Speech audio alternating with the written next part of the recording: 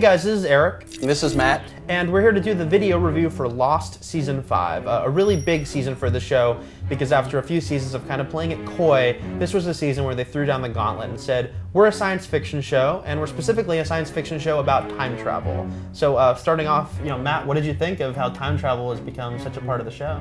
Well, I think it was a lot of fun, and I think, I don't know if any of us were actually expecting how big a role time travel would play because it came in really fast and really furious, and it wasn't just a few people coming in and out of time, it was time travel all the time. Yeah. And one of our groups that we were following was just traveling through time like nobody's business.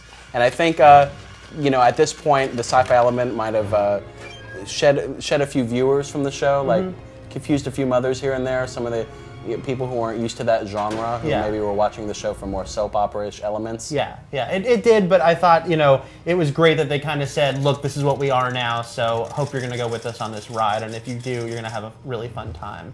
Now, the other thing about this season was it was really plot-driven. A couple years ago, people were saying the show was running in place, and now, if there was any complaint, it might be they're going too fast. And we took a lot of peripheral characters like Widmore, Eloise, Richard, and we got to know a lot about them, and a lot of facts were thrown at us about them, and a lot of information. And the time travel element actually enabled you to find out a lot more about those specific characters without having to resort to flashbacks or having flashbacks about Widmore, because you could actually just visit them in the past when our characters would pop up and see them. Yeah, that was just really fun to see. Now, one complaint I might have is that some of the main characters kind of fell by the wayside a little bit this year.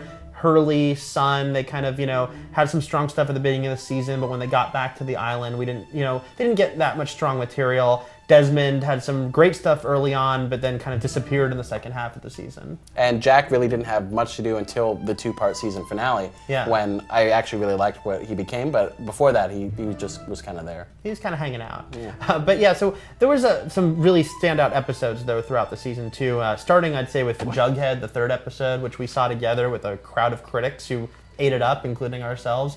What did you think of, were some of the best episodes that stand out to you? I think we also both like Dead is Dead, the Ben-centric episode when he visits the temple, and also The Life and Death of Jeremy Bentham was the Locke-centric episode, which is actually all the more creepy and tragic now that we've seen the two-part season finale, now knowing that that was the last time we saw John Locke as John Locke and not being possessed by some other spirit. Now, Chris Carabot, who did the full season review for us, he couldn't be here today, he gave it an 8.6, saying his one main complaint was that he wishes there'd been a little more character stuff to balance all the plot material. I'd say I'm about the same place. I'd give it probably about an 8.8 or so. What about you, Matt? I'd say about 8.6, 8.5. Yeah, it was another really strong season of the show, and the great thing about Lost is how many questions it raises, how many discussions it begins. Now we have to wait till January for the next season, but the great thing is now we have all these things to talk about between now and then. So thanks a lot for joining us today, and get back to your own Lost discussions. Thanks, everyone.